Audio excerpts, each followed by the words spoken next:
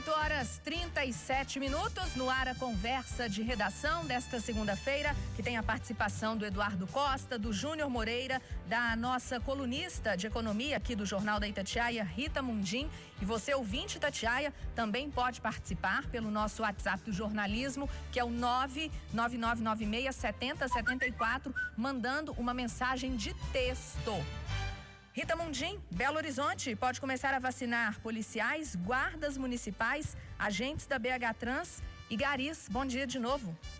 Bom dia, aí dá vontade de falar bom dia, bom dia, bom dia. Vem vacina, né? Notícia boa, vamos comemorar. E a velocidade da vacina, gente, ela é muito importante para nós, né? Para as pessoas e para a volta, né? Ao novo normal, que a gente não consegue voltar, mas vamos voltar.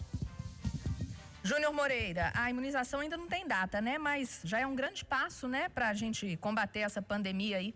Pois é, bom dia para todo mundo. Aline, eu sou muito... Tem uma polêmica envolvendo isso, né? Tem muita gente que fala que não, mas eu acho que os garis é uma questão de saúde pública, né? Eles ajudam na saúde pública. Eu acho que esse é o ponto principal dessa história toda, porque imagina só, uma cidade cheia de lixo numa época dessa que a gente está vivendo, né? É praticamente impossível. Concordo muito também com os policiais, guardas municipais, que precisam ter contato com outras pessoas, né? Na hora de apreensão, na hora de prender alguém, inclusive de dar um socorro, ajudar. Também acho que é um trabalho essencial e é o caminho mesmo, né? Vacinar também esses profissionais junto com os professores e os profissionais de saúde. Agora, é um anúncio meio vago da prefeitura, né, Aline?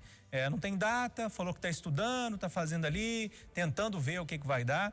Isso, com um anúncio tão vago assim, me leva a crer que foi apenas por enquanto, mas tomara que eu esteja errado e que isso venha de forma mais clara nas próximas horas ou nos próximos dias, que é para tentar barrar essa greve que foi anunciada pelos garis amanhã, né?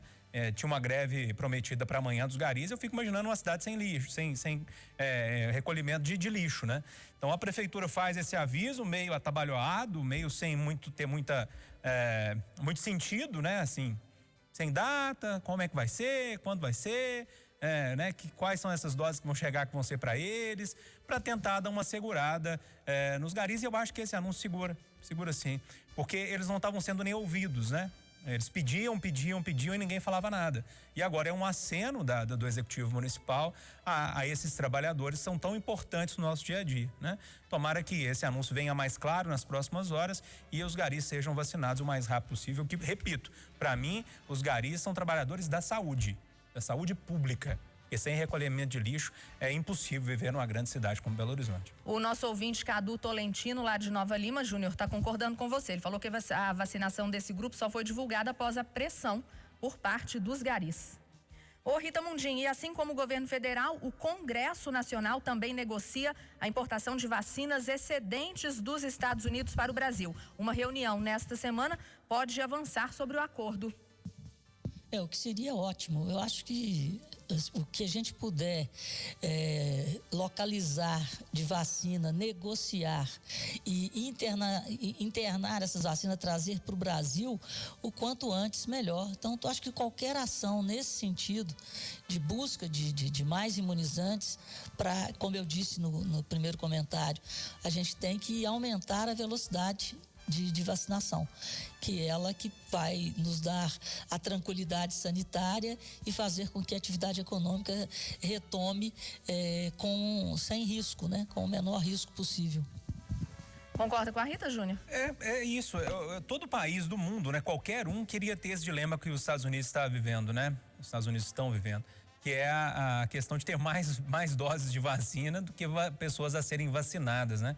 E as informações que chegam de lá é que em maio eles já vão chegar nesse dilema, né? Ou seja, mais doses vão sobrar do que ter pessoas para vacinar, lembrando sempre que os adolescentes, as crianças ainda não são vacinadas contra a Covid-19. Acho que tem dois lados nessa história, né? E a gente precisa saber se os Estados Unidos realmente vão ser, nesse momento, solidários e dividir o excedente, ou se eles vão, numa espécie de protecionismo, segurar essas doses porque já existem testes nesse sentido de vacinar crianças para quando liberar a vacinação dos adolescentes e de crianças, eles aplicarem essas doses, né? Então, basta saber qual que vai ser o caminho que vão tomar. Se vão segurar ou se vão ser solidários e liberar as vacinas nesse momento tão complicado. É bom sempre ressaltar, porque eu sempre critiquei muito o Donald Trump aqui no Conversa de Redação, e vale ressaltar que essa vacinação nos Estados Unidos, o jeito está sendo feita por causa do Donald Trump, né?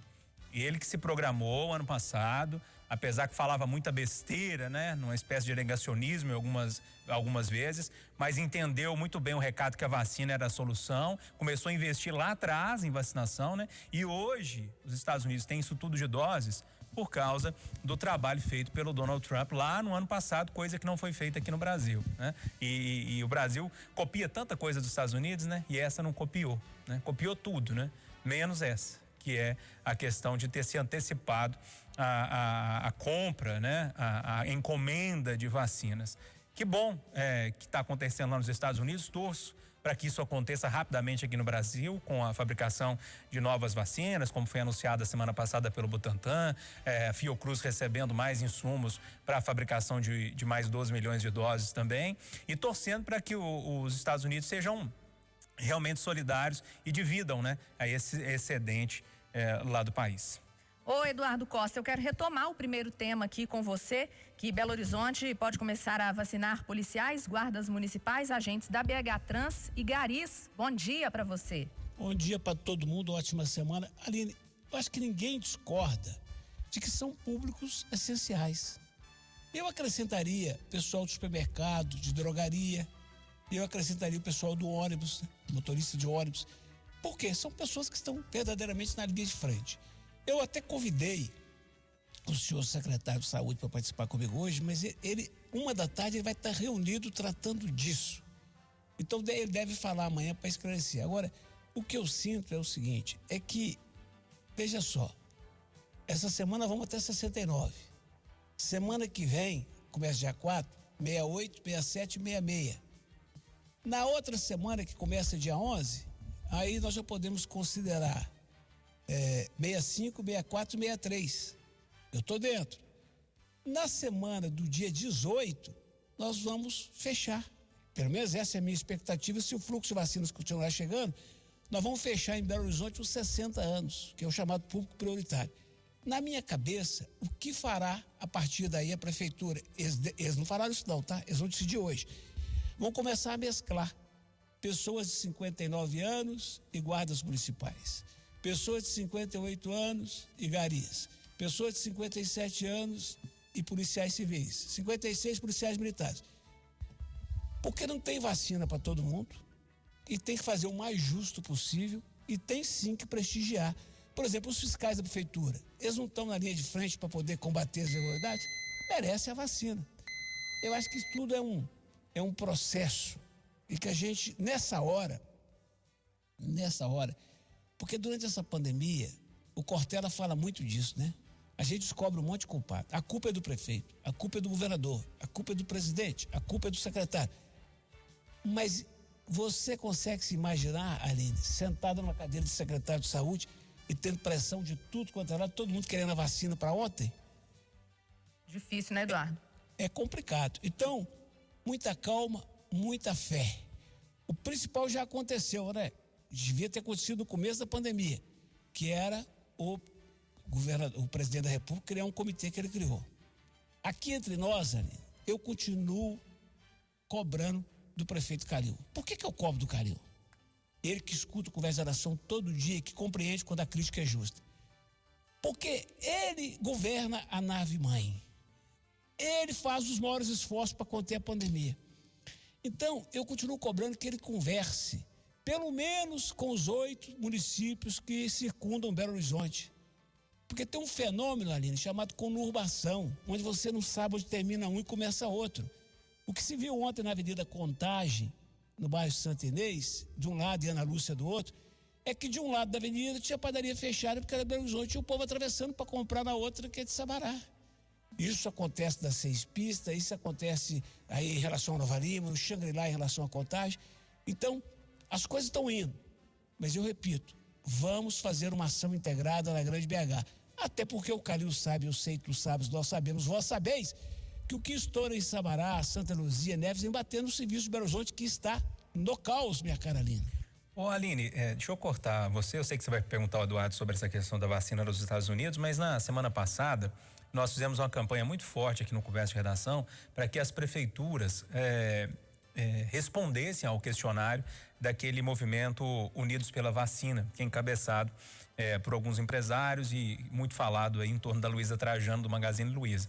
A gente fez esse apelo, eram 32 cidades, várias responderam. No sábado, 12 cidades apenas faltavam. A gente falou novamente aqui no Conversa de durante o Jornal da Itatiaia. E agora só faltam 5 cidades. Por que isso é tão importante? Para que eles possam fazer um diagnóstico das prefeituras para ajudar a acelerar essa vacinação em todo o Brasil. E a gente vai falar, a gente está falando especificamente de Minas Gerais. Olha aqui, ó, você que é dessas cidades e o prefeito não respondeu ainda, dá uma cutucada lá, liga, se você tem algum contato lá na prefeitura com algum vereador. Ó, Carvalhópolis, Santa Maria do Suaçuí, Santana do Jacaré, São José da Safira e Senhora do Porto. Eu vou repetir: Carvalhópolis, Santa Maria do Suaçuí, Santana do Jacaré, São José da Safira e Senhora do Porto. Essas cidades têm até a próxima quarta-feira para responder, porque o projeto começa na quinta-feira e se elas não responderem vão ficar de fora desse diagnóstico aí, nessa tentativa de ajudar a acelerar a vacinação aqui em Minas Gerais. Ô Eduardo, e essa negociação aí agora do Congresso Nacional de importar as vacinas excedentes dos Estados Unidos, é uma boa? Todo esforço é válido. O que importa nesse momento é a vacina. E eu quero, bem lembrado pela minha colega Hélia Oliveira, eu quero incluir entre os públicos prioritários os profissionais de imprensa. Atenção, eu não estou legislando em causa própria. Eu estou mais afastado. Eu não sou da linha de frente. Eu não estou indo a locais perigosos, a hospitais. Eu estou defendendo os meus colegas repórteres, motoristas, cinegrafistas, fotógrafos. Por que não? Por que não? Nesse momento, nós estamos com o nosso Léo aqui da Record, cinegrafista, no CTI do Hospital da Unimed. Então, todo mundo que tem que ir para a rua cumprir seu dever, deve sim ser prioridade o mais depressa possível, minha cara Aline. Ô Rita Mundim, vamos falar de política. Após confusão com a senadora Cátia Abreu, parlamentares pressionam por demissões do chanceler Ernesto Araújo. Pois é, eu acho que a batata dele tá quente, né? O negócio ali tá meio complicado, porque o presidente do Senado, o Rodrigo Pacheco, fez um alerta, um chamado, um pedido para que o Ministério das Relações Exteriores, ele é o chefe da pasta, tivesse uma maior proatividade, né? Nessa busca pelas vacinas, nas relações internacionais do Brasil no momento de pandemia.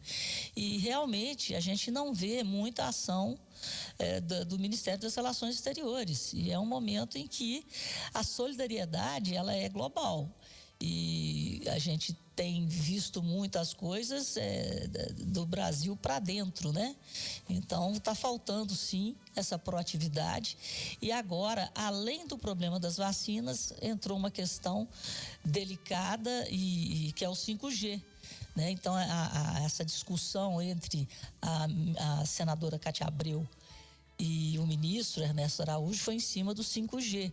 E pelos relatos que a gente tem, a postura dele não foi de um chanceler, né? Então, eu acho que as cobranças virão, ele já vinha sendo cobrado e agora é uma questão que o mundo inteiro está debatendo e é uma questão fundamental, que nós estamos falando de tecnologia de ponta, então é preciso que haja muita diplomacia e muita competência nessa hora. Ô Eduardo, no fim de semana, um grupo de mais de 300 diplomatas publicou uma carta, né? Uma carta anônima, pedindo a saída do ministro. Esse é um daqueles cidadãos que eu falei lá atrás. Esse, o da educação, que já saiu, e a do direitos humanos, eram 3 inacreditáveis. A dos direitos humanos teve a sabedoria de ficar quietinha, Damares. Deixa quietinha lá. Agora, esses outros só trazem problema para o presidente. Eu não sei como é que ele insiste em cultivar essa encrenca. Porque o cara é todo desconexo, fala tudo errado, não se dá bem com seus colegas de Ministério das Relações Exteriores, não dá bem com a classe política, Agora acabou, né? Agora eu não tenho a menor dúvida de que é de hoje para amanhã ele está fora. Não que eu acho que a Cátia Abreu seja santa.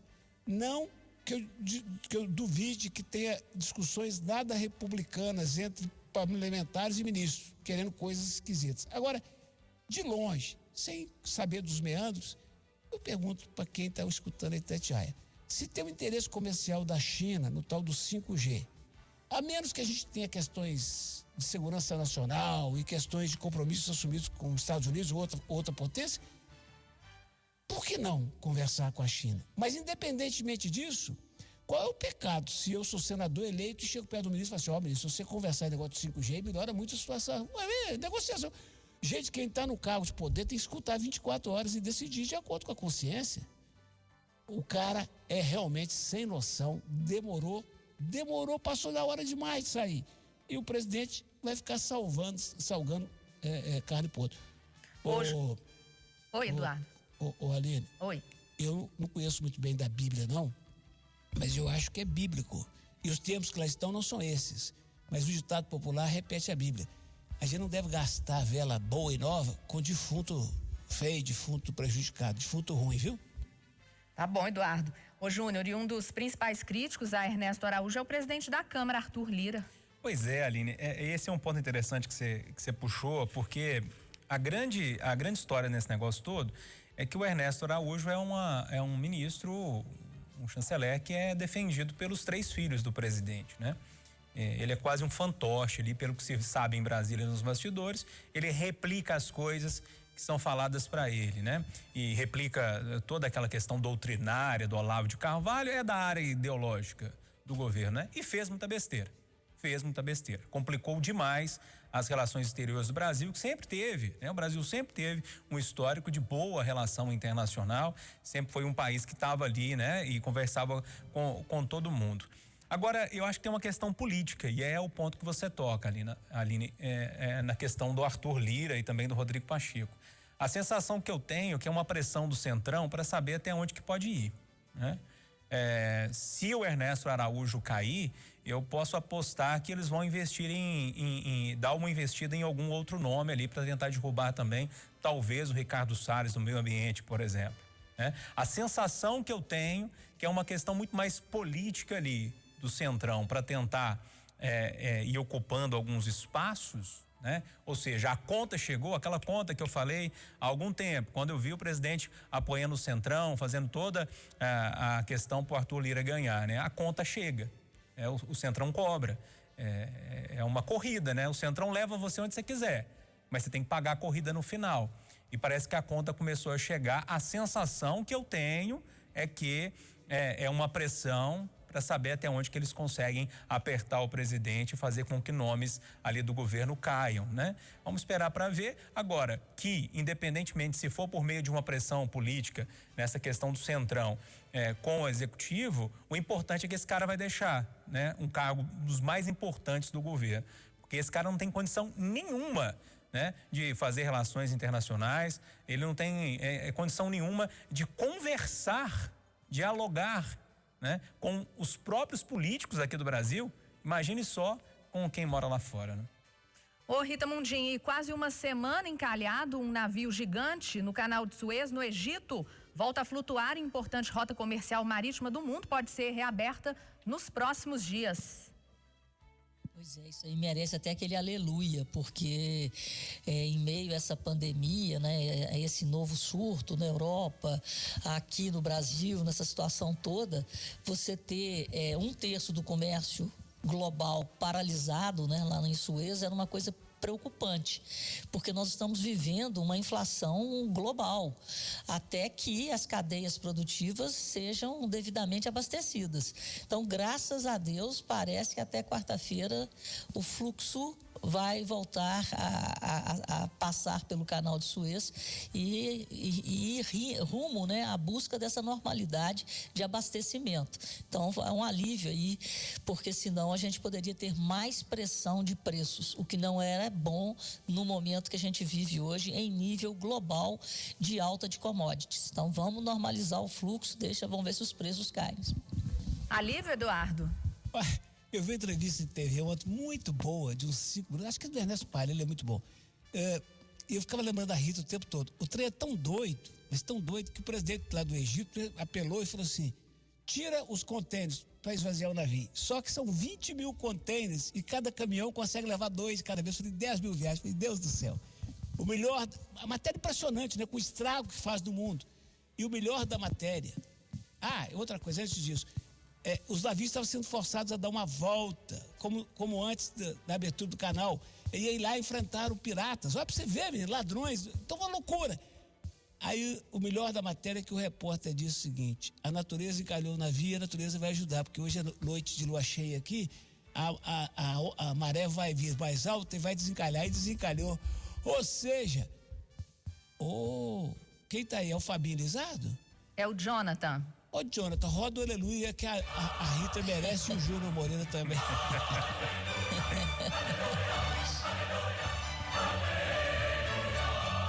Júnior.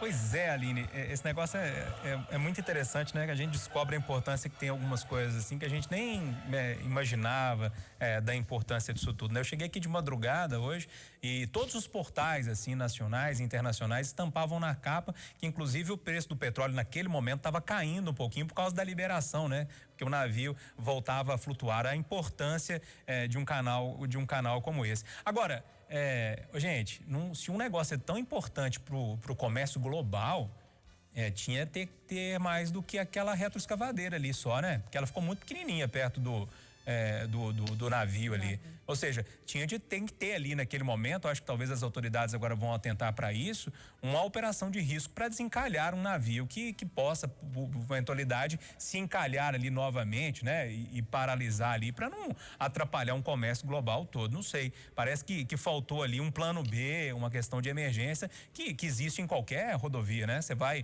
rodar, sei lá, na 381, na 040, tem lá um caminhãozinho, tem lá que vai te rebocar, um reboque vai tirar um caminhão que bateu, enfim, não sei, parece que falta ali alguma coisa para que essa situação não aconteça novamente, né? Ô, Júlio, lembrei disso também ontem, pensei assim, gente, não é só carga perigosa quando toma na rodovia de Minas que não tem solução, não. O navio também não. Aquele navio tem que ficar ali, mas tem que ser administrado por japonês, Júlio. Gente, foi feito até um plano B, existem ao longo do canal alguns trechos com pista dupla, e o navio foi encalhar exatamente onde não tinha pista dupla, e a operação está custando 9 bilhões de dólares por dia. Então o negócio não é fácil, não. E por isso que o repórter falou que a natureza encalhou. Por quê? Porque como ele era muito alto, a carga, os ventos fortes o encalharam, entendeu? Isso mesmo, ele foi levado para o lado da areia por causa do vento. E a lua, graças a Deus, a lua cheia deu conta. O sinal eletrônico vai marcar 9 horas em Belo Horizonte, com a apresentação de Júnior Moreira e Aline Neves. Termina aqui o Jornal da Itatiaia desta segunda-feira. Bom dia para você, ótima semana. Vem aí o Acirantão. Aproveite o dia.